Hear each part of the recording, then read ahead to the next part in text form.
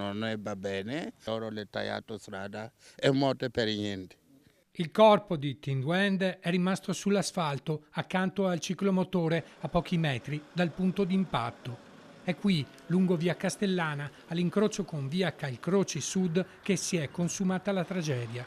Aveva 26 anni, Tinduende Codonoghou. Era originario del Burkina Faso e viveva a Vedelago dal 2009. Secondo una prima ricostruzione, l'auto, una Peugeot 106, proveniente da via Cal di Croce, si sarebbe immessa sulla Castellana, tagliando la strada al giovane che stava procedendo in direzione Castelfranco Veneto. L'auto era condotta da un cittadino senegalese residente a Trebaseleghe.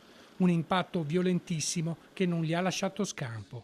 Tinduende si stava recando al lavoro. Diplomato meccanico all'istituto professionale, era stato assunto alla Faber di Castelfranco Veneto da almeno 6 anni. Il suo turno sarebbe iniziato alle 14.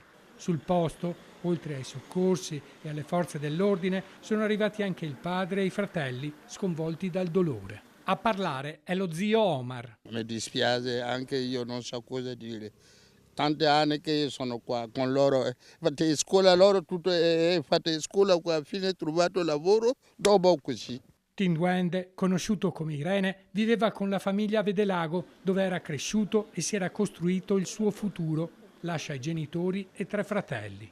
Un fratello, trattenendo le lacrime, riesce a parlare. Mio fratello si chiama Irene, stava andando al lavoro e una macchina le ha dato la strada. Sono in corso gli accertamenti di carabinieri e polizia locale di Vedelago per ricostruire con precisione la dinamica dell'incidente e accertare eventuali responsabilità.